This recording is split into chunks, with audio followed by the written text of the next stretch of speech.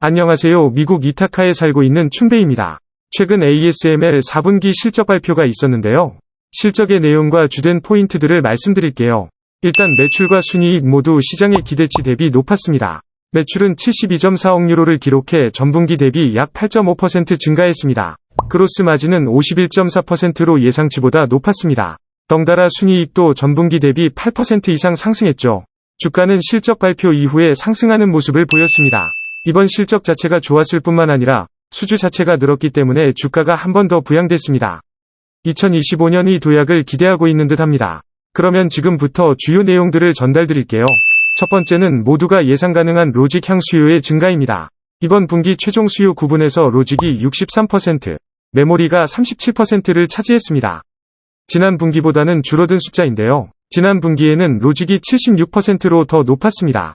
여기에 대한 배경은 후에 더 자세히 이야기하겠지만 메모리 쪽 매출이 늘었기 때문입니다. 참고로 로직 반도체는 컴퓨터가 정보를 저장하고 데이터를 가공한다면 계산을 담당하는 반도체라고 생각하시면 됩니다. 최근에는 AI라는 시대적 흐름에 맞추어 더욱 주목을 받고 있죠. 연간 기준으로도 이 추이는 동일하게 확인됩니다. 2022년의 최종향 수요에서 메모리가 35%, 로직이 65%를 차지했는데 2023년에는 메모리가 27%, 로직이 73%를 차지했습니다. 판매 유닛에서도 2022년 EUV가 40대, 2023년에는 53대를 기록했습니다. 아직은 기술에서는 아르곤 방식이 많이 쓰이고 있지만 점점 고성능의 로직을 찾아가는 듯합니다. 또 390억 유로라는 수주 잔고를 밝혔는데요. 3분기 신규 수주가 26억 유로였던 것을 감안하면 4분기엔 92억 유로로 증가해 큰 폭으로 수주가 늘었다는 것을 알 수 있었습니다. 여기에 AI라는 기술의 변화가 4분기 주문에 긍정적 영향을 미쳤다고 말했죠. 인공지능을 비롯한 기대감은 여전해 보입니다. 두 번째는 EUV 내 메모리의 분할입니다. 메모리 마이그레이션이라는 표현을 쓰고 있는데요. DDR5, HBM이라는 제품군들이 있습니다. 이 제품들을 포함해 D램의 EUV 기여도를 2025년엔 30%까지 높여서 바라보고 있죠.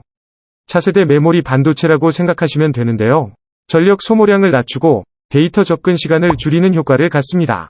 생산의 효율성인 직접도도 개선되죠. 참고로 보통 대역폭이란 표현을 쓰는데 데이터 전송 시간 정도로 생각하시면 됩니다. 무튼 이러한 고성능 메모리 제품들이 생겨나게 된 이유는 간단합니다. AI와 데이터 센터를 비롯 조금 더 빠르게 데이터 처리를 해나가는 데 있어 전력 소모량이 낮은 효율적 제품이 필요해졌기 때문이죠.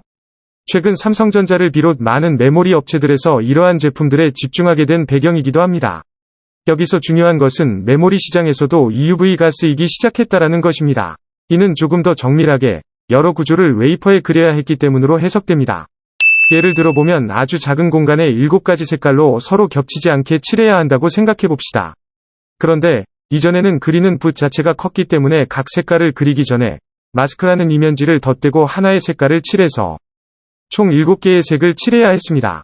그러나 이 과정이 너무 비효율적이었기에 7개의 색깔을 정밀하게 한 번에 칠할 수 있는 미세펜인 EUV를 활용해 그리겠다는 거죠. 결론은 메모리 시장에서 EUV 활용도가 늘어난다는 것은 시장 자체가 더 커지는 것을 의미합니다. 기존에는 비메모리, 즉 로직 시장에 집중했다면 이제는 메모리를 포함한 시장까지 ASML EUV 제품 고객처가 되는 것이죠.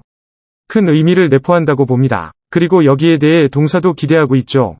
마지막 세 번째는 올해 1분기, 그리고 내년을 아우리는 전망입니다. ASML이 올해 순 매출액은 50억 유로에서 55억 유로가 예상되고 총 마진은 48%에서 49%가 예상된다고 밝혔습니다. 또 상반기에서 하반기로 점차 가격 인상이 반영되며 실적이 개선될 것으로 기대하고 있죠.